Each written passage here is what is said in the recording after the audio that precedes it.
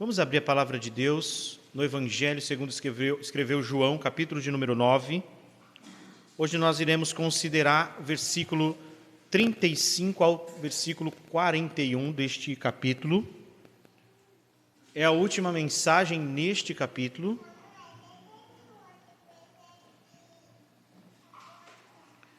E tem um tema um tanto quanto intrigante para nós, que é a visão do cego e a cegueira dos que enxergam.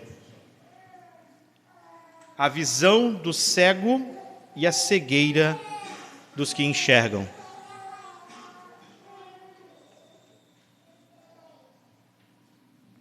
Amém? Todos encontraram?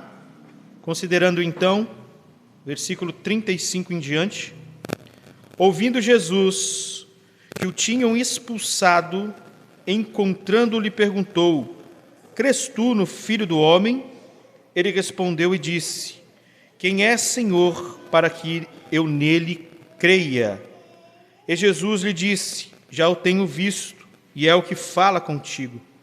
Então afirmou ele: creio, Senhor, e o adorou.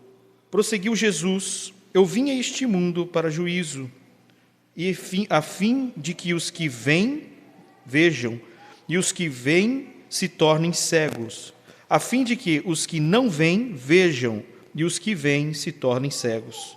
Alguns dentre os fariseus que estavam perto dele perguntaram-lhe: acaso também nós somos cegos?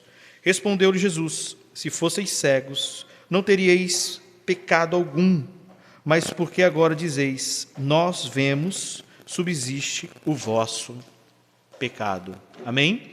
Vamos ao Senhor em oração mais uma vez. Ó Deus bendito e santo, somos gratos a Ti por tudo que já aprendemos durante esta manhã inteira, pela Tua palavra, Senhor, que falou aos nossos corações na abertura, pelos hinos que entoamos, ó Senhor, como igreja, como Teu povo, e queremos, Senhor, ainda mais uma porção da Tua palavra, Pai, a cada um de nós aqui. Ó Senhor, fala conosco pelas Sagradas Escrituras. Ó Senhor, sabe que eu sou um instrumento em Tuas mãos aqui.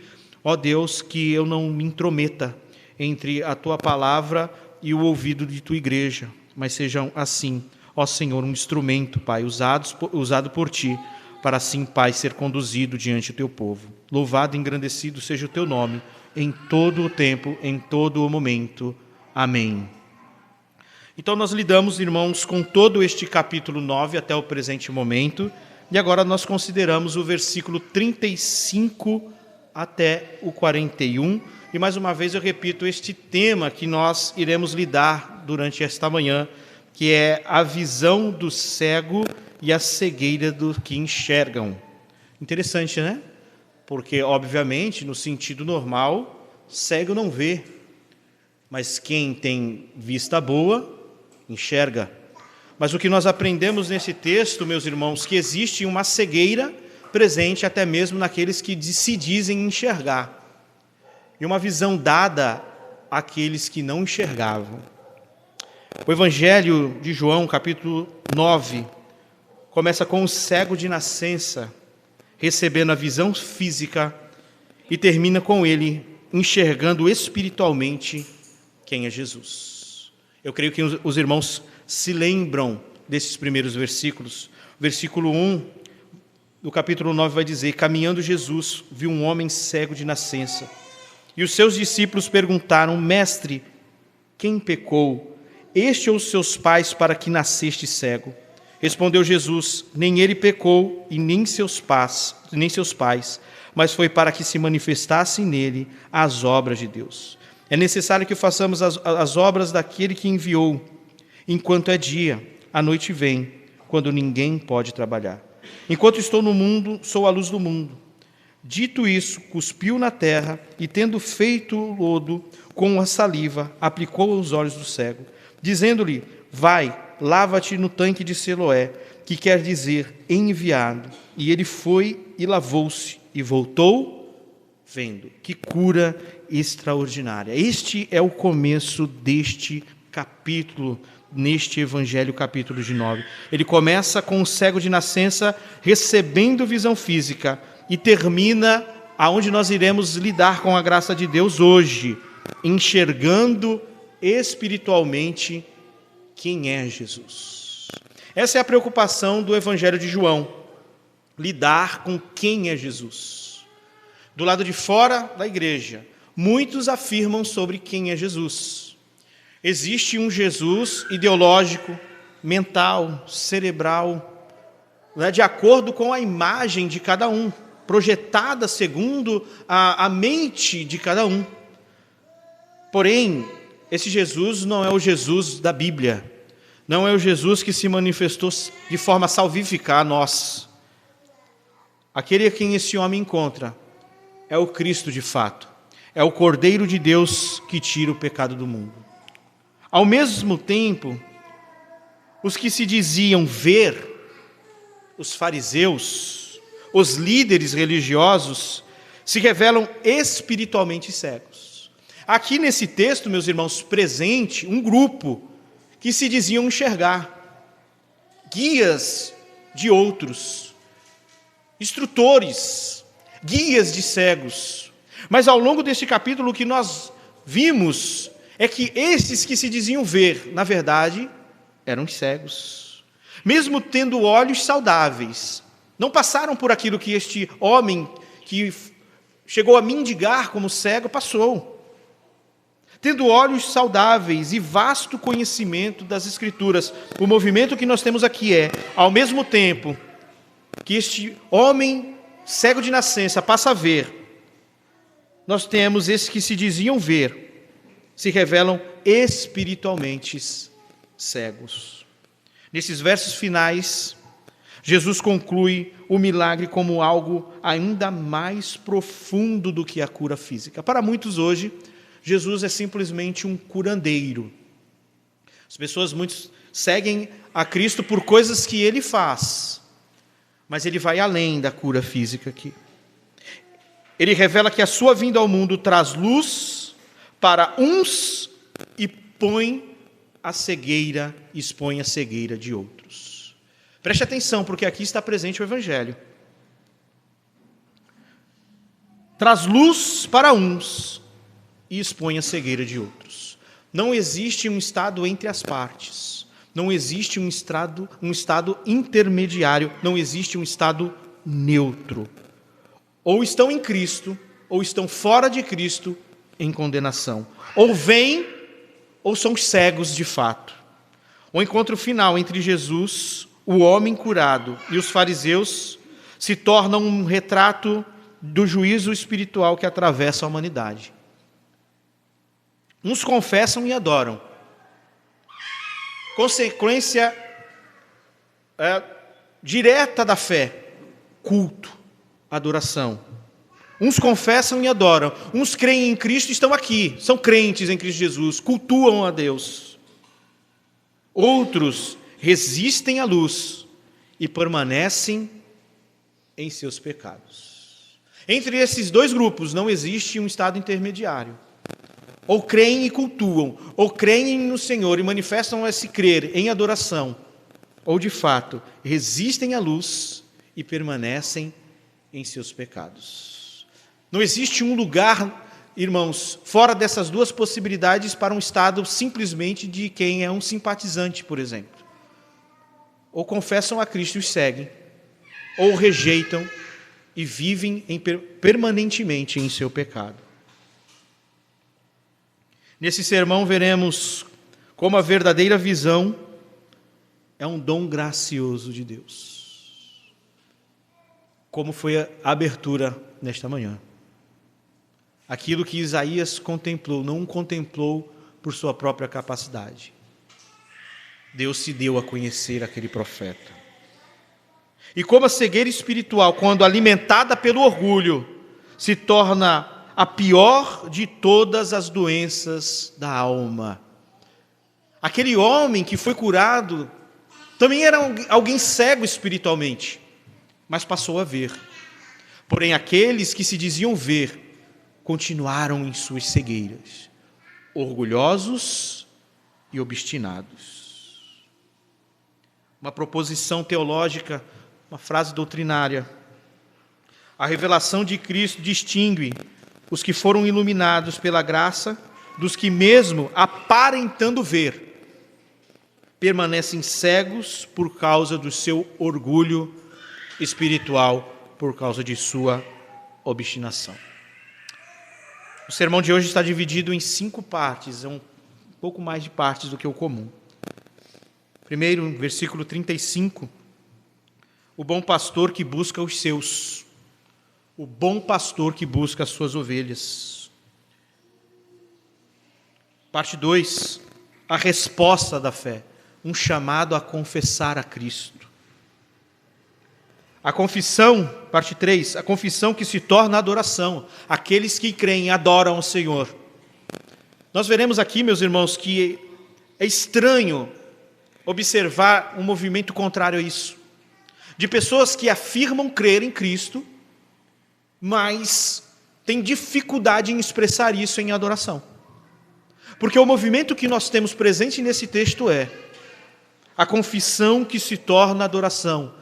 Não há essa separação entre crer em Cristo e não congregar, entre crer em Cristo e não adorá-lo. A Bíblia não assume isso. Isso não existe, a Bíblia não contempla tal realidade. A confissão que se torna em adoração, versículo 38, quarta parte, a luz que julga e distingue, a luz que julga e separa. E a última parte, a cegueira orgulhosa que permanece em seus pecados, versículo 40 ao 41. Lidando com o versículo 35 deste texto, chegando ao final deste capítulo, meus irmãos, a cada final de capítulo é uma vitória para nós. Versículo 35, Jesus ouviu que o tinham expulsado, recordando, esse homem, após a sua cura, ele é interrogado pelos seus vizinhos e é interrogado pelos fariseus. Os fariseus estão interessados como aconteceu aquela cura.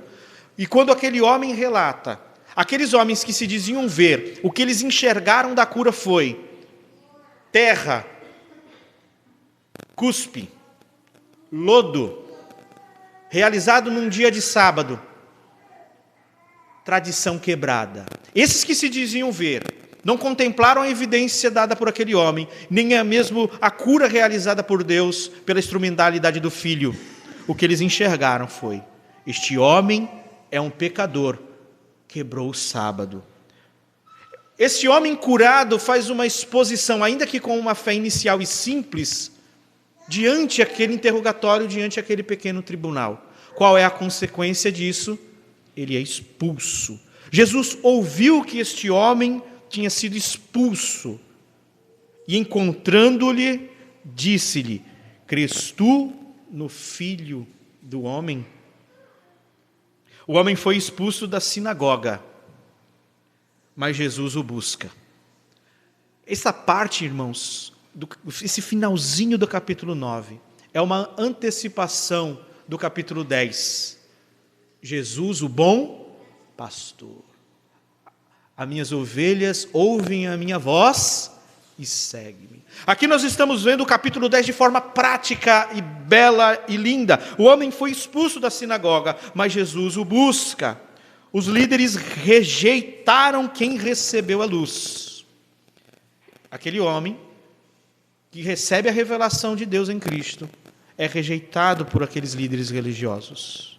A oposição por parte das autoridades, até a excomunhão, testifica que eles estão cegos, não certos. Olha só, aqueles homens que se dizem ver, ouvem o relato daquele homem que havia sido cego e julgam que ele deve ser expulso, porque todos aqueles que confessassem que Jesus era o Cristo, seria expulso da sinagoga. Ele não confessa com todas as palavras, de forma clara, Jesus é o Cristo. Mas a forma que ele testemunha a respeito de Jesus, eles entendem que ele está confessando Jesus como Cristo e o expulsa. Essa prática e essa atitude de expulsar, segundo a esses fariseus religiosos, eles julgam como correta. Eles julgam como certa. É a decisão certa a ser tomada. Nós somos bíblicos. Nós temos ao nosso lado Moisés. Nós temos ao nosso lado a lei. Então, expulsar a este homem é a atitude correta. Porém, o que fica testificado e evidente na expulsão não é que eles estão corretos, mas é que eles é que são os cegos. Que terrível. Porque aquilo que testifica como eles sendo os cegos é vindo por algo que eles consideram certos de se fazer. E, meus irmãos, quantas vezes nós achamos que estamos fazendo o correto e é exatamente naquela aparência daquilo que é correto que reside o nosso pecado, que reside a nossa miséria. Aonde está residindo a obstinação, a cegueira e o orgulho desses homens? Naquilo que eles estão fazendo que aparentemente é correto. E por que não é correto? Porque são cegos. Cegos se postando como guia de outros. Jesus, o bom pastor, vai atrás de sua ovelha rejeitada. O homem não procurou Jesus, mas foi encontrado por ele. É o que o texto nos diz. E o encontrando-o, disse-lhe. Isso remete ao amor soberano de Deus que busca os seus. Naquele pequeno tribunal, já não havia mais espaço para aquele homem. E preste atenção, aqui não é um espaço para nós criticarmos a existência de instituições. Aqui não é o espaço para nós afirmarmos tais coisas como não existe religião. Não é isso, meus irmãos. Ou fazer uma defesa ao desegrejado. Não é isso. Mas é afirmarmos que não é Cristo que preside aquela reunião pela palavra dele, como diz João Calvino. E João Calvino vai dizer o seguinte: aonde Cristo preside por sua palavra, sermos expulsos deste lugar, isso deve nos fazer tremer. Você ser expulso de um lugar, ser retirado de um lugar onde Cristo preside por sua palavra, isso deve nos fazer tremer. Porém, já não estarmos em um lugar onde Cristo não preside, isso para nós não há nenhuma importância para nós. Pois Cristo não era aquele que presidia por sua palavra este pequeno tribunal. O homem não procurou Jesus, mas foi encontrado por ele. Isso remete ao amor soberano de Deus que busca os seus. O bom pastor chegou e ele chama as suas ovelhas e as suas ovelhas o ouve e o segue. Aqui nós temos uma imagem clara, uma imagem pactual nítida. Cristo é o mediador do pacto da graça que reúne os seus. Que imagem bela, deste que é o mediador do pacto da nova aliança, daquele que está entre nós e o Senhor Deus com o seu sacrifício vicário, que redimir pecadores como nós, que nos inclui em sua família, em uma aliança inviolável, inquebrável, meus irmãos. Aqui, nessa ação poderosa do Cristo, que busca este rejeitado, temos a imagem do mediador do pacto. E ele fez uma pergunta a este homem que é expulso: crês tu no Filho do Homem? Um chamado à confissão de fé, um chamado à confessionalidade. Você deve se lembrar aqui que essa mesma pergunta que ele faz nos aproxima daquela pergunta que eles fazem aos discípulos, mais precisamente ao Pedro: quem dizes vocês que eu sou? E segundo a resposta do Pedro e dos apóstolos, dos discípulos, ele disse: sobre esta pedra edificarei a minha igreja. Crês tu no Filho do Homem? Crês tu que quem está diante de ti é mais do que um curandeiro, é mais do que um mero profeta? Quem é esse que está diante de ti? Crês tu no Filho do Homem? Filho do Homem é uma referência direta a Daniel 7. Vamos abrir em Daniel, profeta Daniel. versículo 13 e 14.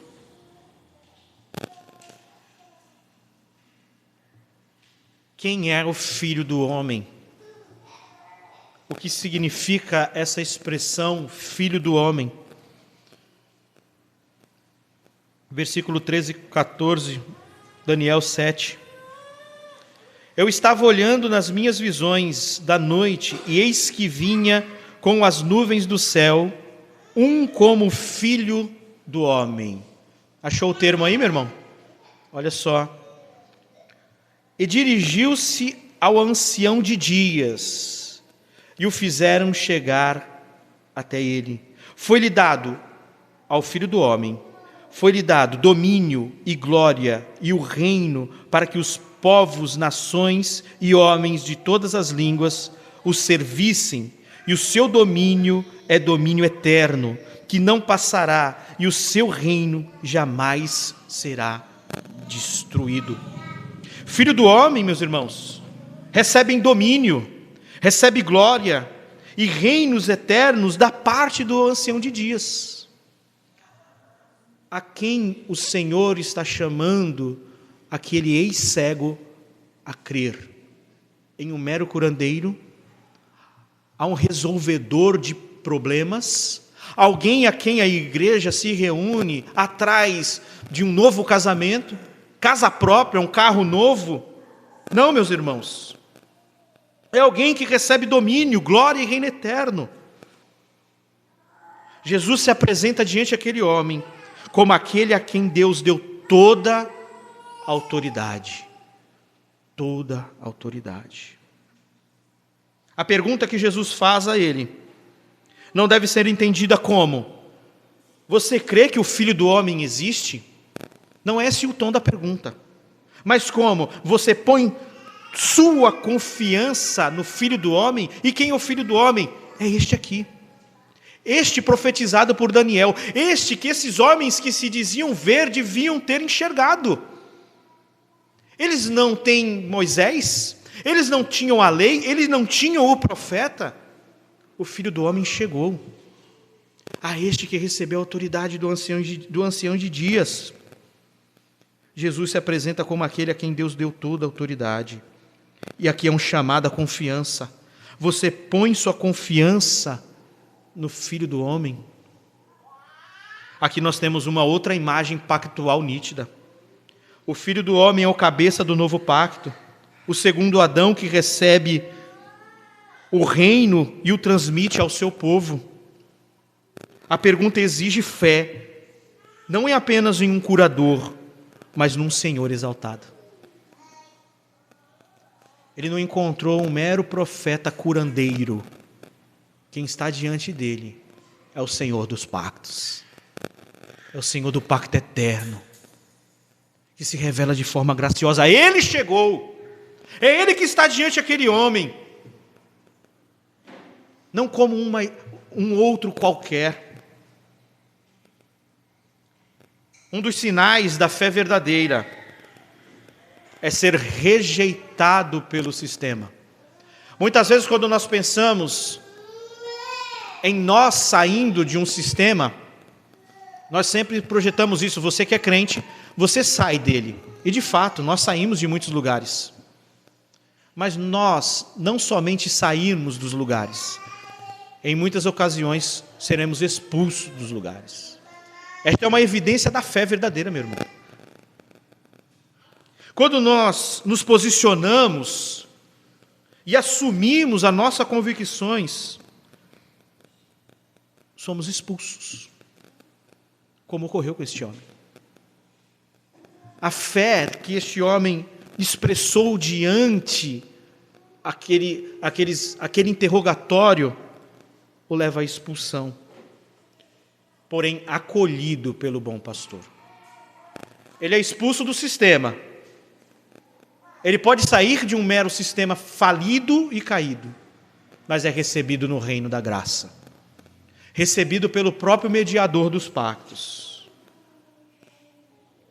Uma aplicação para nós dessa primeira parte. Você crê em Jesus apenas como aquele que resolve os seus problemas? Quem é Jesus para você? é um curandeiro, é alguém tão somente que resolve os seus problemas, ou como o Rei eterno, o Filho do homem. Porque se ele é o Filho do homem, nós vamos ver a consequência disso. O sinal é rendição, é prostração, é adoração.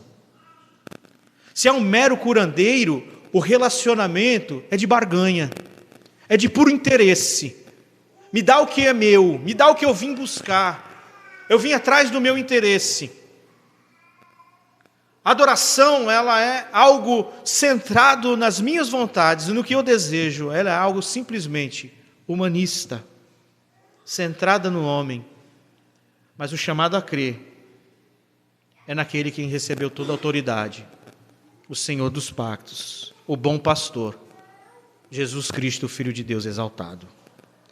Qual é a nossa relação de fé e confiança com o Senhor? Ele é alguém que você só se aproxima como um mero curandeiro resolvedor de problemas? É aquele que ora só quando a coisa aperta, o calo apertou, vou orar? Preciso mais me aproximar de Deus, eu estou sofrendo. Se o nosso relacionamento é com este, meus irmãos, ele oscila conforme as circunstâncias. Ele oscila conforme as circunstâncias. Mas se nós depositamos a nossa fé no Filho do homem, aquele em quem recebeu toda a autoridade, nós entendemos que o nosso relacionamento com ele é contínuo, é o caminho do discípulo.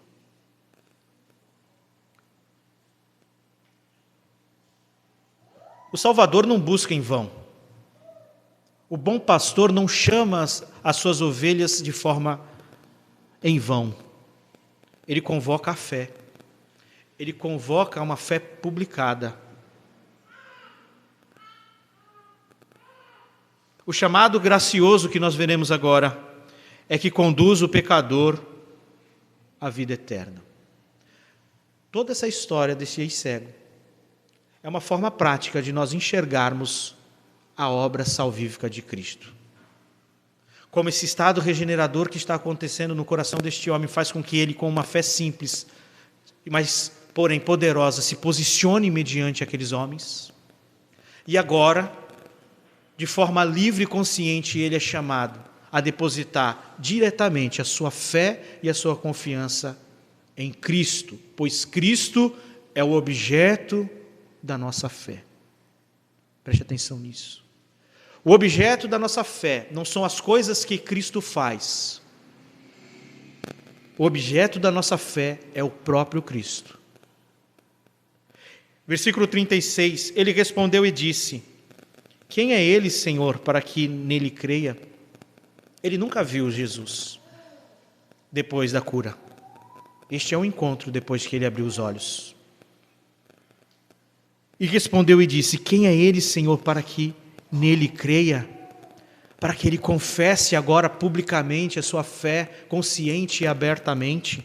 E Jesus lhe disse: tu ou já tem visto, e é aquele que fala contigo. Meus irmãos, em casa, lidando com este texto, a vontade é dobrar os joelhos na hora, se debruçar e passar um bom tempo somente glorificando ao Senhor. Porque isso é conversão. Este é aquele momento poderoso que o Senhor, em seu chamado eficaz, transforma a nossa alma, transforma os nossos corações e as nossas mentes e se revela em nós pela revelação do seu Evangelho e da sua palavra. Aqui nós temos a resposta da fé. E ele respondeu e disse: esse homem já havia mostrado ousadia e integridade diante dos fariseus. Agora ele responde com humildade e abertura à verdade. A fé dele já era uma fé ainda que pequena, porém posicionada. Agora ele responde com humildade e abertura à verdade. O que o texto mostra para nós é um coração disposto a crer, contrário ao coração orgulhoso e obstinado daqueles fariseus. Aqueles fariseus eram homens que se diziam ver, porém era cego. Esse homem foi cego e agora vê. E o coração deste homem agora é um coração disposto a crer. mas que ainda precisava de revelação plena. Ele diz: quem é ele, Senhor, para que nele creia? E é exatamente isso que se trata a nossa conversão. A incredulidade é cega, a fé se apoia na revelação. A fé não é um salto no escuro, mas é uma resposta à palavra de Deus. É uma resposta ao chamado do Evangelho. Aqui nós temos a natureza da fé salvadora. Ela tem conteúdo. Não é genérica, é fé em Cristo. E mais, é uma resposta ao chamado de Jesus. Quantos lugares enchem cadeiras? Quantos lugares enchem espaços gigantescos? E apresentam alguém como um resolvedor de circunstâncias, um casamenteiro, alguém que vai resolver com os seus problemas financeiros. Uma fé superficial em coisas que são prometidas. Aqui, irmãos, a natureza da nossa fé, a fé salvadora, é o chamado a crer em Cristo e não em coisas a respeito de Cristo. Crer no próprio Senhor. Aqui nós temos Jesus se revelando com clareza. Essa deve ser a exposição do Evangelho. Uma exposição clara. Uma exposição clara de quem é Jesus. Você quer pregar o Evangelho? Apresente Cristo de forma clara. Tu já tens visto. Tu já o tens visto. O contraste com os fariseus que vendo, não veem. Quando aquele homem se apresenta diante daqueles fariseus, o que aqueles fariseus enxergam? A pergunta deles é: como te abriu os olhos? E aquele homem apresenta todo o processo. E no final eles dizem: fez isso num dia de sábado? O que aqueles homens enxergaram? A terra, a saliva, o lodo, o homem curado em um dia de sábado, mas não enxergaram a Cristo. Não enxergaram o Filho do Homem, pois estavam presos, obstinados em suas próprias tradições, em suas próprias convicções. Aqui nós temos um contraste intencional com a cegueira anterior do homem. Aquele que antes não via, agora contempla o próprio Salvador. A visão física é um símbolo da revelação espiritual.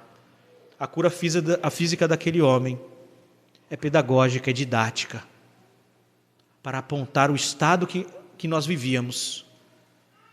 E a transformação pela revelação da palavra de Deus em nossos corações e o chamado poderoso que nos livra da cegueira e da morte eterna. Eu não via a beleza de Cristo, estava cego, não contemplava a glória de Deus em lugar algum.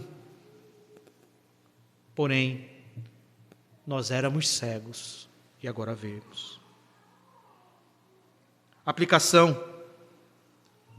A fé não é uma decisão cega. Não é uma decisão cega, onde nós pregamos de qualquer jeito, marcamos um batismo geral em um tobogã, né? Descem todo mundo naquele tobogã, mergulham todo mundo naquele piscinão, estão todos batizados. Que cena medíocre. Que cena medíocre. Não é uma decisão cega, mas uma resposta à revelação do Evangelho. O Evangelho é pregado, Cristo se revela a nós pela pregação da palavra, e a fé responde a esta revelação. É uma resposta a Cristo se revelando a nós, como acontece nesse texto. Ele fala conosco por meio da sua palavra. Não é por meio de jovens dançando na igreja, rodopiando sem sentido algum, trazendo momentos emocionais. Não é isso não. É a pregação do Evangelho. É Cristo se revelando a nós pela pregação de sua palavra. E qual é a nossa posição? Respondemos com fé. Jesus é o objeto da nossa fé. O Evangelho pregado revela a nós a Cristo. Cristo. Pare um pouco e reflita nisso. Você consegue, pela fé, entender Cristo habitando em você? Cristo presente em todo o teu ser? Cristo ocupando toda a tua mente? Cristo ocupando todo o teu coração? E quando você percebe Ele ocupando todos os espaços da tua vida, você entende que quem está aí é o Filho do Homem, aquele que tem domínio sobre todas as coisas, que ocupa todos os espaços de sua vida, pois esse é o Cristo que se revela por sua palavra, ao Deus soberano, ao Deus soberano.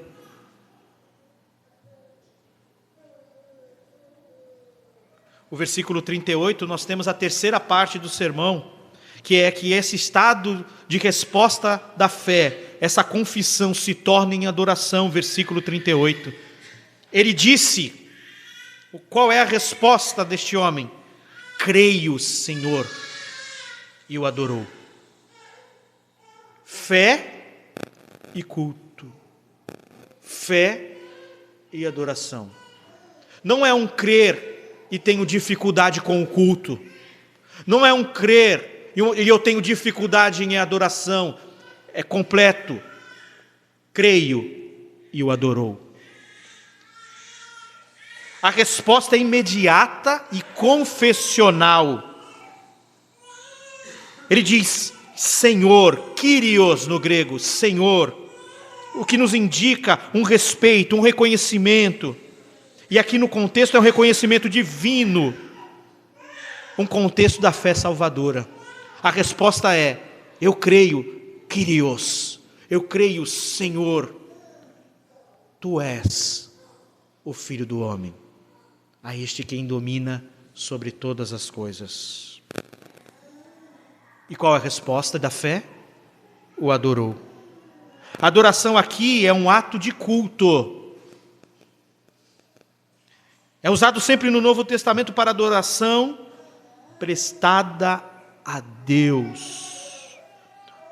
Logo, o homem reconhece Jesus como digno de adoração, um claro indicativo à divindade de Cristo. Para aqueles que negam a divindade de Cristo, o que nós temos aqui é um claro indicativo que Jesus é Deus. Essa é a única reação legítima ao Cristo revelado.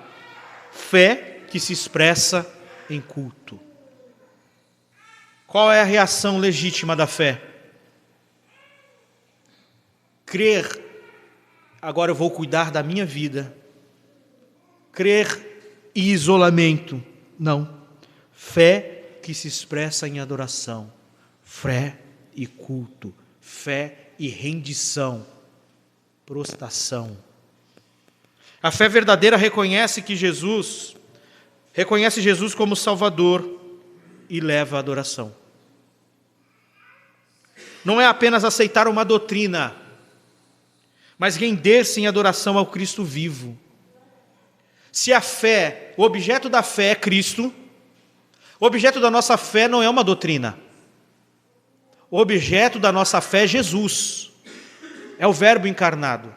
E quando nós depositamos em Cristo toda a nossa fé e nossa confiança, aprendemos sobre Cristo, doutrina. Porém, o objeto da nossa fé não são doutrinas, é o próprio Cristo. Se você entender que o objeto da tua fé é doutrina, você de fato terá imensa dificuldade em adorar. Você vai entender que o culto é uma reunião do Mackenzie. Ao invés de pregar, vai querer palestrar. Por quê? Porque você entende que a tua relação é doutrinária e não pessoal e vívida. Nós estamos, irmãos, crescendo em fé, em comunhão, se relacionando com uma pessoa. E não com doutrinas a respeito dele. As doutrinas nos edificam e nos faz crescer no relacionamento. Mas o objeto de nossa fé é Cristo. Crer não é apenas aceitar uma doutrina, mas render-se em adoração ao Cristo vivo. Estando em um ato de rendição a Cristo, eu aprendo sobre Cristo, é o discipulado. Cristo vai me ensinar como segui-lo. Esse é o caminho claro do discípulo. Ele está rendido em adoração diante ao seu Senhor. E agora, como um discípulo fiel a Cristo, eu aprendo de Cristo continuamente. É um erro aproximar-se de Cristo tão somente pelo engajamento doutrinário. Isso não gera uma verdadeira adoração, mas ambientes que não refletem a realidade da fé verdadeira. Da onde nasce a adoração? A adoração deste homem nasceu da onde? Porque ele era cego e agora vê, por causa da cura física, porque ele mudou a condição? Não, a adoração nasceu no estado da contemplação de quem é Jesus. Da totalidade de tudo aquilo ali. Para onde a cura dele apontou? Para onde a cura dele apontou? Para o Filho do Homem. A adoração cristã nasce do encontro com Cristo. Encontro com Cristo você não vai conseguir no G12, M12, passando 3 dias numa cabana, 3 dias numa choupana, numa fazendinha, tendo momentos emocionais e transe. Encontro com Cristo se dá pela exposição contínua do Evangelho e a ação poderosa do Espírito Santo ministrando esse Evangelho no meu coração e na minha mente. Cristo em vós, a esperança da glória. Não é uma performance. Da mesma forma que não é pura e simplesmente aceitar uma doutrina, também não é uma performance. Você pode se rasgar por inteiro, me jogo aos teus pés. Eu me rasgo. Não, meu irmão, não é uma mera performance. Esse estado de prostração não é uma simples performance. É uma rendição interna. É um ato de reconhecimento em relação a quem é Jesus. Ou seja, não é uma performance, é resposta. O homem adorou porque viu quem Jesus era. Quem é este para que nele creia? Você já tem o visto. É este quem fala com você. Creio. E adorou. Se você está aqui cultuando esta manhã e adorando ao Senhor, que seja pelo estado de contemplar a beleza de Deus na face de Jesus Cristo. Que este seja o teu culto. Que esse seja o nosso culto. Versículo 39. E disse-lhe Jesus: eu vim a este mundo para juízo, a fim de que os que não veem, vejam, e os que veem, sejam cegos. Versículo 39. Aí aqui nós consideramos esta frase: eu vim a este mundo para juízo. Em um certo sentido parece contraditória essa fala, né? Porque, embora Jesus afirme em João 3,17 que não veio para condenar o mundo, aqui ele afirma que a sua vinda traz juízo. Porém, não há contradição, meus irmãos. A luz que salva expõe. A luz, ela julga e faz distinção. O juízo é a consequência inevitável da revelação.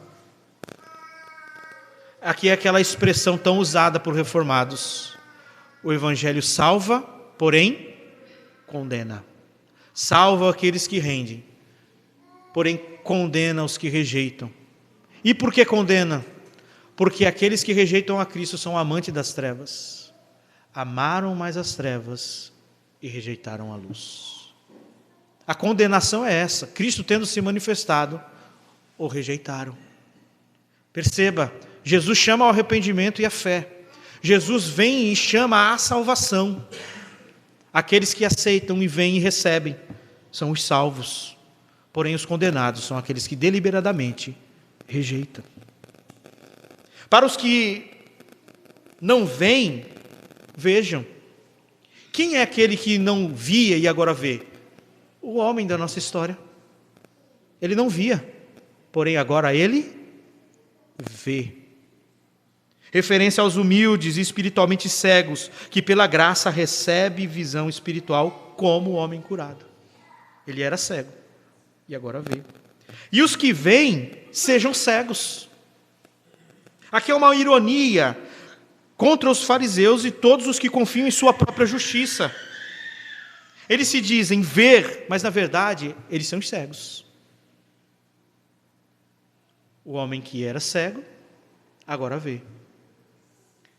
Esses que se diziam ver, são ofuscados pela luz de Cristo.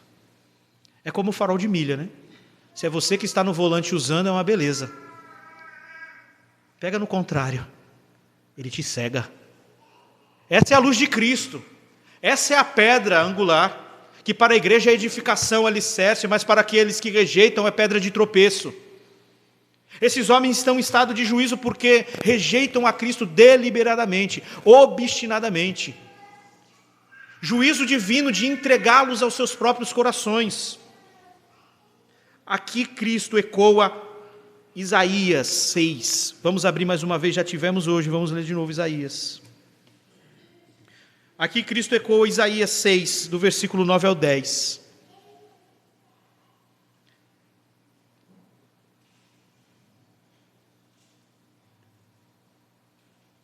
Olha só o conteúdo da pregação de Isaías, o Kaique já leu hoje. Versículo 8. Depois disso, ouvi a voz do Senhor que dizia: a quem enviarei? A quem há de ir por nós? Disse eu: eis-me aqui, envia-me a mim. Então disse ele: vai e dize a este povo: ouvi, ouvi, e não entendais. Vede, vede, mas não percebais. Torna-te insensível o coração deste povo, endurece-lhe os ouvidos e faça-lhe os olhos e fecha-lhe os olhos, para que não venha ele a ver com os olhos, ouvir com os ouvidos e atender com o coração, e se converta e seja salvo. Versículo 11.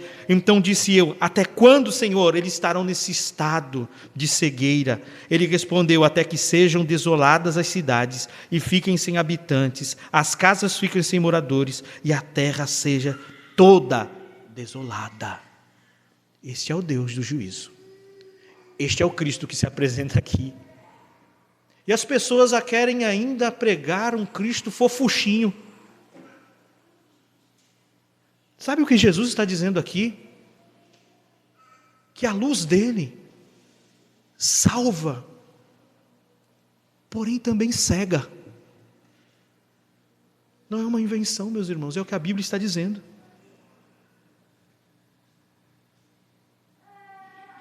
A luz de Cristo revela, mas também cega. Não porque seja maligna, mas porque os orgulhosos resistem à luz. É uma resistência orgulhosa, obstinada do coração humano. Uma aplicação a nós. A vinda de Cristo é uma linha divisória. Ninguém encontra Jesus, como já foi pregado essa manhã, né? E permanece no mesmo estado. Ninguém encontra Jesus e permanece neutro, ou é iluminado ou é endurecido. Não há neutralidade. Você encontrou-se com Cristo, você está exposto diante a pregação legítima da palavra de Deus. Não há meio termo, ou é iluminado ou é endurecido. Isso deve nos fazer tremer. A salvação não é para os autossuficientes, mas para os que reconhecem a sua própria cegueira. Um alerta: cuidado com a falsa segurança religiosa. Cuidado, meu irmão. Aqueles homens se viam seguros, porém foi numa decisão que eles entenderam como correta que ficou evidente a cegueira. Expulsaram. Decisão que aparentemente era correta, porém naquela decisão correta fica evidente a sua miséria, fica evidente o seu pecado. Cuidado com a falsa segurança religiosa, cuidado em se firmar nesta falsa segurança. Conhecimento bíblico, posição na igreja, moralidade não salva. Os fariseus viam, porém foram cegados. Quantas pessoas, meus irmãos, portando Bíblias maiores do que podem até mesmo carregar, se enchem de símbolos, se vestem de moralidades, porém rejeitam de fato o Evangelho. Na realidade, se relacionam com coisas a respeito de Cristo, com coisas aparentes da fé. Mas a luz de Cristo os torna cada vez mais cegos, porque não confiam na graça de Cristo, confiam em si mesmo. Última parte, versículo 40 e 41. Aquilo que Jesus está falando com aquele homem, eles estão sendo ouvidos por outros. Aqueles dos fariseus que estavam com ele, não foi um encontro privado. Ouvindo isso, disseram-lhe: também nós somos cegos? São intrometidos, né? São intrometidos. Versículo 40. Disse-lhe Jesus: se fosseis cegos, não teríeis pecado. Mas como agora dizeis: vemos, por isso o vosso pecado permanece. Juízo. Juízo. É a cegueira orgulhosa que reside, que permanece. É uma pergunta, também nós somos cegos? A pergunta aqui é carregada de ironia, incredulidade, escárnio e não de verdade. Eles se ofendem com a ideia de que possam estar cegos. Grupos assim, eles ofendem o tempo todo, mas tocam no seu pecado e se veem ofendidos com muita facilidade. São agressivos, ofensores, não tem problema nenhum de falar o que pensam, mas quando ouvem ao seu próprio respeito, se ofendem com grande facilidade. Cuidado, meu irmão, se você é assim, isso aqui é prerrogativa de cego e não de quem vê. Se fosseis cegos, Jesus se refere àqueles que reconhecem a sua ignorância espiritual e necessidade de revelação divina, como aconteceu com o cego ou ex-cego. Se eles admitissem a sua cegueira, haveria um espaço para arrependimento e perdão. Aí ele diz: não teríeis pecado. Aqui não significa que seriam isentos de culpa absoluta, mas que não estariam pecando contra a luz revelada como o fazem agora. Isso aqui se aproxima muito daquilo que o Senhor Jesus vai chamar em outro texto de blasfêmia contra o Espírito Santo. Saiba disso, meu irmão. Que esse estado de rebeldia, de obstinação, de rejeição deliberada contra a luz e contra o Evangelho. Mas agora dizeis: nós vemos tanto que pela honra de Deus expulsamos este pecador daqui. Pela honra de Deus nós defendemos Moisés, pela honra de Deus nós defendemos a lei. Nós dizemos: nós vemos, é uma presunção de ver, e isto é possuir conhecimento e justiça própria, que revela a verdadeira cegueira, a autojustificação. Eles se colocam como mestre da lei, mas rejeitam o cumprimento da lei, rejeitam o Verbo encarnado, rejeitam a Cristo. E por isso, o vosso pecado permanece, morrerão em vossa culpa, entrarão para a história como quem crucificaram o Filho do Homem, entrarão para a história como aqueles que entregaram a Cristo na mão dos pecadores. O vosso pecado permanece. O pecado deles não é apenas uma rejeição a Cristo, mas uma soberba que impede o arrependimento. Eles são cegos, mas se dizem ver. O homem era cego, porém agora vê. Qual a diferença de ambos os grupos? O orgulho. O orgulho daqueles homens está alicerçado justamente na frase: nós vemos, nós temos a lei, nós temos Moisés, nós temos o profeta, mas este não sei de onde é. O verbo permanecer presente aqui indica continuidade, rejeição deliberada, ato contínuo de rejeitar a luz, ato contínuo de rejeitar a Cristo. E qual é a situação deles? Estão debaixo da culpa e sem perdão. Aplicação final para nós. Rejeitar a luz deliberadamente é permanecer em trevas e sobre o juízo. Esse é o ato de rejeitar a luz deliberadamente. Permanecer em trevas sobre juízo.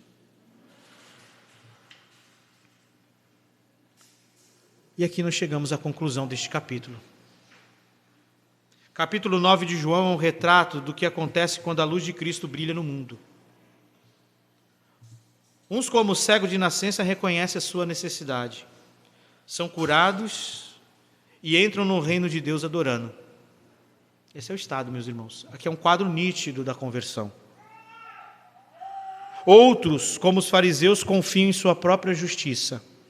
Rejeitam a luz e permanecem na cegueira espiritual, acumulando ainda mais culpa diante de Deus, mais ira diante de Deus.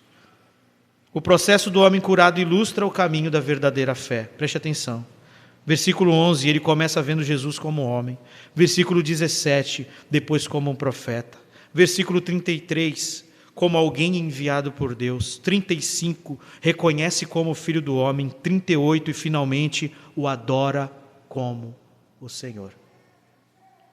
Ao mesmo tempo que nós vemos o processo de salvação ilustrado neste homem, nós temos o processo de rejeição e condenação por parte daqueles religiosos. Enquanto a isso, a liderança religiosa, que deveria ser guia do povo, revela a sua cegueira endurecida. Aqueles homens deveriam ser guia de povos, como eles mesmos se afirmavam. A luz de Cristo nunca deixa ninguém neutro. Ela cura, ela julga. Por isso somos confrontados hoje aqui. Seremos como o cego que viu e adorou? Ou como os fariseus que disseram, vemos, e tiveram o seu pecado permanecendo?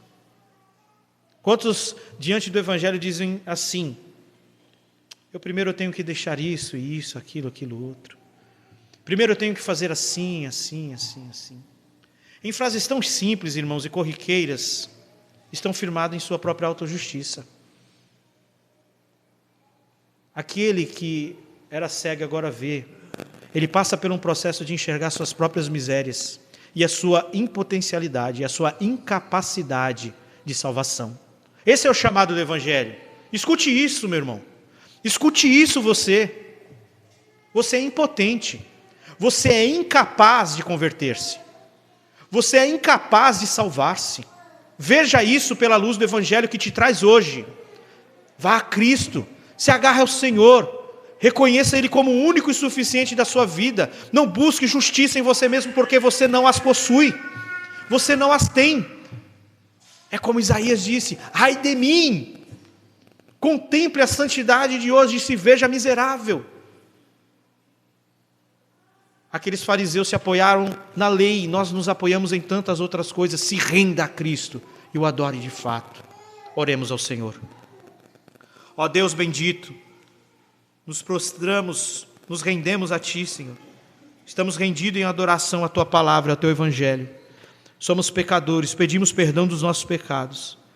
E por Tua graça lançamos fé no único e suficiente Salvador, remidor de nossas almas. Obrigado, Senhor, por ter nos libertado daquela cegueira tão terrível, Senhor. Ó Deus, nos preserva para que não estejamos apoiados em nossas próprias convicções, atuações, projeções humanas, para que não sejamos cegados por essa luz que salva, porém também condena. Ó Deus Todo-Poderoso, livra-nos e nos liberta de Tua ira santa, Pai, para que possamos viver diante da Tua palavra em honra e glória ao Teu santo nome. Salva pecadores através de nossa palavra, de nossa exposição, de nossa pregação, Senhor. Pois como disse o Teu servo João Calvino, aonde o Senhor preside por Tua palavra, ali estará a Tua igreja, ali estará o Teu povo, Senhor. A Tua igreja se prostra diante, Senhor, a ministração do Teu Evangelho, que é puro, perfeito, Senhor, revelando a Cristo Jesus, nosso Senhor e Salvador. Te agradecemos essa manhã, em nome de Cristo Jesus. Amém.